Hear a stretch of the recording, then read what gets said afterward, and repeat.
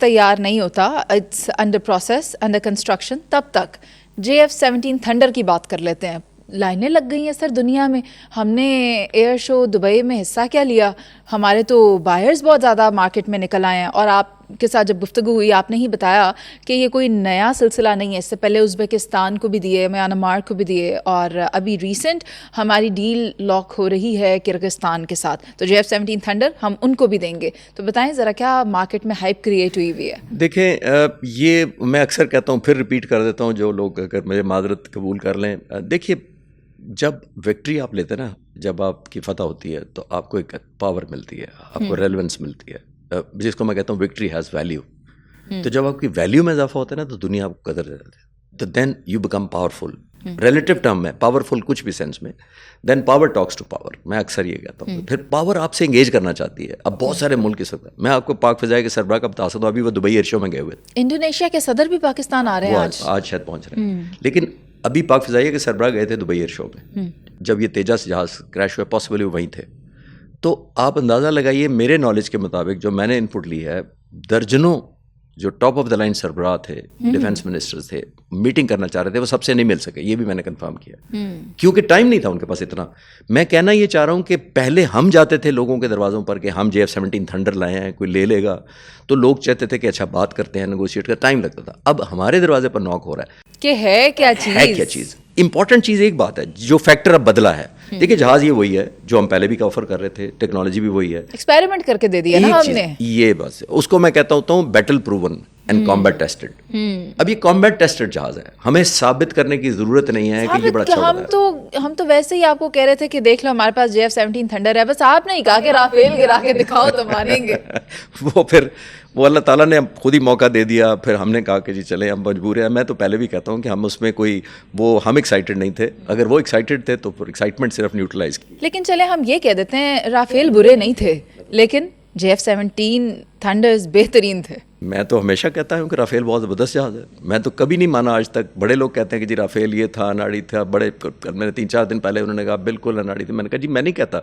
ये तो फिर आप खुद ही निगेट कर रहे हैं ना कि हमारी एक वर्ल्ड कप की टीम थी जीती हुई, किसी स्कूल के साथ खिला दिया, तो फिर तो आप अपने लोगों को शाबाशी ना दे रहे. मैं कहता हूँ दोनों कॉम्पिटिटिव टीमें थी. इतना उस रात को 6 और 7 की दरमियानी रात बटी हार्टेंड बैटल हुई. दोनों ने एक दूसरे को एंगेज किया, दोनों ने एक दूसरे को लॉक किया, दोनों शूट करना चाहते थे. फिर PF ने कुछ ऐसा किया जो आप कह रही हैं कि उनसे नहीं हो सका. वहाँ फर्क क्रिएट हो गया. बस थोड़ी सी गलत फहमी क्रिएट हो गई वहाँ कि वो 50 किलोमीटर का मामला था सारा. कुछ नहीं, उसके अलावा भी था. अच्छा, उसके अलावा भी था. फिर कभी बात करेंगे. फिर कभी करेंगे. किसी की थोड़ी सी जो रह गई है वो रहने देते हैं. वो रहने देते हैं. इसीलिए तो कह रहा हूँ कि वो अभी नहीं बात करते ना, ताकि वो आइंदा के लिए सरप्राइज रखें. चले हम रहने देते हैं, लेकिन दुनिया बात कर रही है और दुनिया बड़ी ख्वाहिश रखती है पाकिस्तान के साथ काम करने के लिए. मुझे उस फैक्ट्री के बारे में बताएं जो तुर्की बनाने जा रहा है पाकिस्तान में, ड्रोन्स की फैक्ट्री, और पाक बहरिया के लिए बहरी जहाज़ भी बना रहा है. तो क्या खासियत है, कब तक हो जाएगा, क्या क्या होगा उसमें, वो सब बताएं. पहले मैं तुर्क लोगों की खासियत बता देता हूँ. मैंने 2003-04 में मैं टर्की गया था, इस्तांबुल. मैंने वॉर कोर्स करना था, 1 साल रह के, और टर्किश लैंग्वेज सीख के करना पड़ा. तो लैंग्वेज भी आती थी. अच्छा. तो तुर्क लोगों का ये आलम है. मैं इसलिए उनकी का खासियत बताऊं, जो कि अच्छी बात है. मरीज़, मैं अगर 10 लोगों के साथ खड़ा होता था ना, आप यकीन करें, मुझे अच्छी तरह याद है आज भी कि जर्मन खड़ा है, फ्रेंच खड़ा है, फलां खड़ा है, मलेशिया, सिंगापुर के लोग खड़े हैं. हम इंटरनेशनल कोर्स था. तो जो तुर्क दोस्त खड़ा था ना, वो सबके सामने कहता था एज अ रिस्पेक्ट, सबको कहता था आप लोग दोस्त हैं, ये भाई है. पाकिस्तानी, जाति की वजह से नहीं, पाकिस्तानी होने की वजह से वो इतना रिगार्ड हमारा करते हैं. एक बात तो ये. तुर्की की जो इंडस्ट्री है, मैं उस वक्त तो चले देखता ही था, अब मैंने देखा कि बहुत ज़्यादा एडवांस हुई है.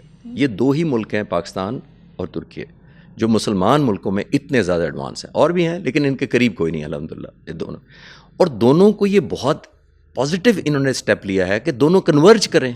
देखिए, अब जो तुर्की है उसको भी बड़ी पाबंदियों का सामना करना पड़ा. एक बड़ी दिलचस्प बात आपको बताया चलो, ये जो फेमस या इनफेमस S-400 है, जी जी, ये इस पूरे रीजन में या इंडिया के पास है या हमारे दोस्त तुर्की के पास है. अच्छा. तुर्की ने भी लिया था S-400, लिया है रशिया से, ठीक है, और F-35 गवा दिया. अमेरिका ने थ्रेट किया था कि अगर तुम S-400 रशिया से लोगे तो हम तुम्हें F-35 नहीं देंगे. वही फेमस जहाज जिसकी हम इतनी दफा बात करते हैं. तो सऊदी अरब को देने का ख्वाब है. सऊदी अरब देने वाला, तो वो तुर्की को दे रहा था. अच्छा. तो तुर्की ने कहा नहीं, हम S-400 लेंगे. تو انہوں نے S-400 لے لیا.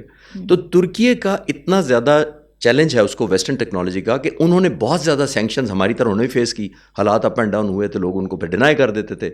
انہوں نے بھی انڈیجینیس ڈیولپمنٹ کی کوشش کی, ہم نے بھی کی, الحمدللہ دونوں بہت کامیاب ہیں.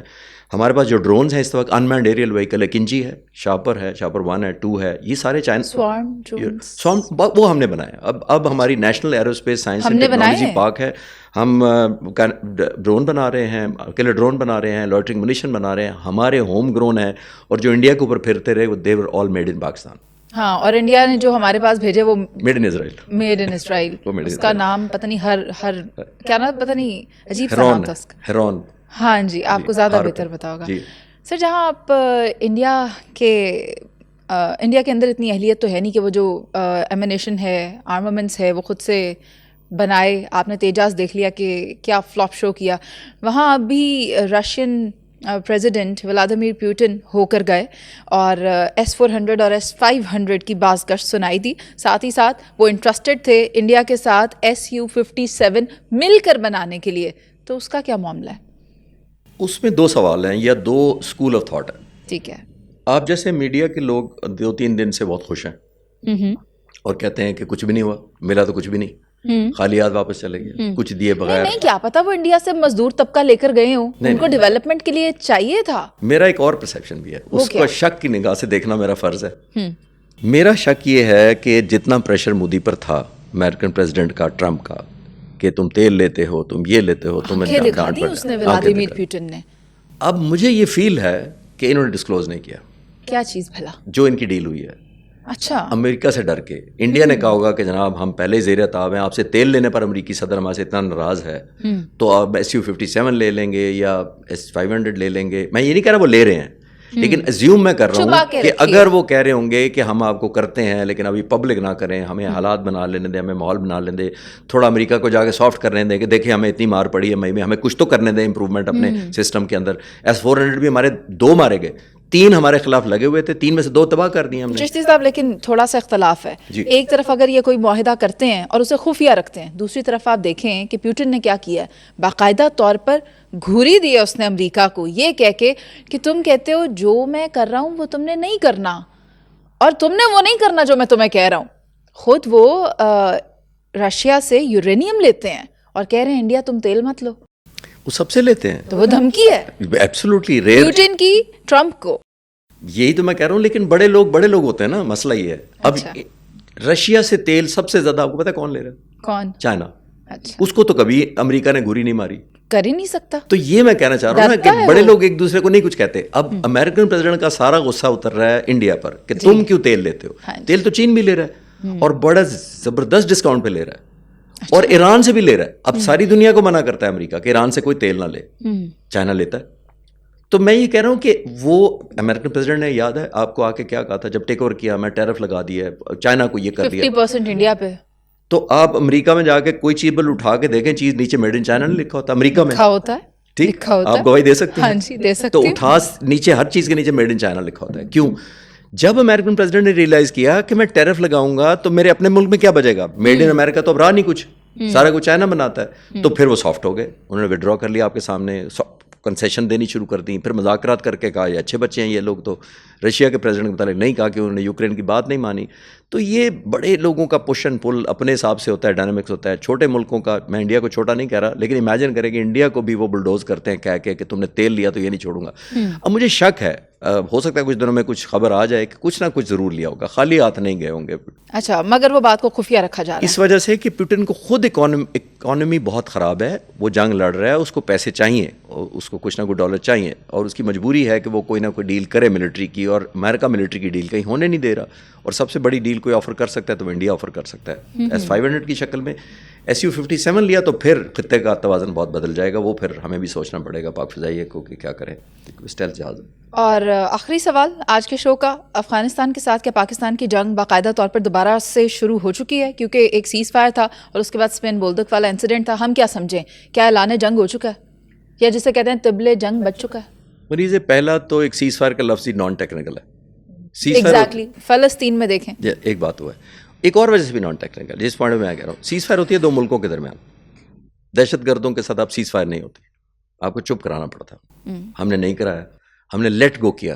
ہم نے کہا نہیں کرایا. خالد چشتی صاحب آپ مانتے نہیں کرایا کا مطلب ہے پوری طرح چپ نہیں کرایا. پوری طرح, ہاں پوری طرح. میرا مطلب یہ تھا خاموش کرانا, خاموش نہیں کروانا.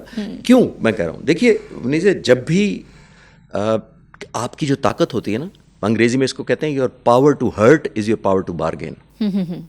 میں آپ کے پروگرام میں بھی شاید کہہ چکا. جی جو آپ کسی کو تکلیف یا ڈیمیج پہنچا سکتے ہیں نا, وہی آپ کو بارگیننگ طاقت دیتا ہے. میری پاور زیادہ ہے, میں دوسرے کو اتنا نقصان کر سکتا ہوں, پھر مجھے وہ کنسیشن دیتا ہے. جب جنگ بند ہوتی ہے دو ملکوں کے درمیان, ایک فاتح ہوتا ہے اور ایک ہارا ہوا ملک ہوتا ہے. کیوں جو ملک ہارا ہوا ہوتا ہے وہ کنسیشن دیتا ہے, جو جیتا ہوا ہوتا ہے ڈکٹیٹ کرتا ہے کہ یہ بھی سائن کرو, یہ بھی کرو. ابھی میں نے آرمینیا کا آپ کو کیا بتایا, 10,000 اسکوائر کلومیٹر ایریا 30 سال سے روکا ہوا تھا, آرمینیا نے قبضہ کیا تھا آذربائیجان کا, انہوں نے واپس لیا مار مار کے. کیوں کیا؟ یہ میں کہہ رہا ہوں کہ power to hurt is your power to bargain. جی ہماری پاور ٹو ہرٹ زیادہ, کہیں زیادہ ہے طالبان کے خلاف جو ہم نے آپریشن کیا تھا, اس کو میں کہہ رہا تھا کہ خاموش ہم نے نہیں کرائی, خاموشی روک لیا.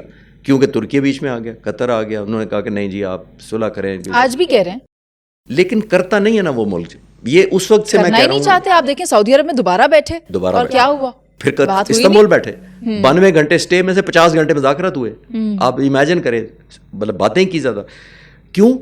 کیونکہ آپ نے پھر بھی روکا. دنیا گلوبل ایک ریلیونس رہنے کے لیے, ایک ڈپلومیٹک اسینڈنسی کے لیے, ایک لوگوں کو ایک یہ امیج دینے کے لیے ہم پیس لویں گے, لیکن اس کا شاید مس ریڈ کیا گیا, پھر انڈین ایلیمنٹ ایڈ ہو گیا. اور ایک چیز آخری جو میں کہتا چلوں, ہمیں مس ریڈ نہیں کرنا چاہیے. ہم اکثر انڈیا کو کہتے ہیں کہ انڈیا قصوروار ہے طالبان کو شے دینے میں.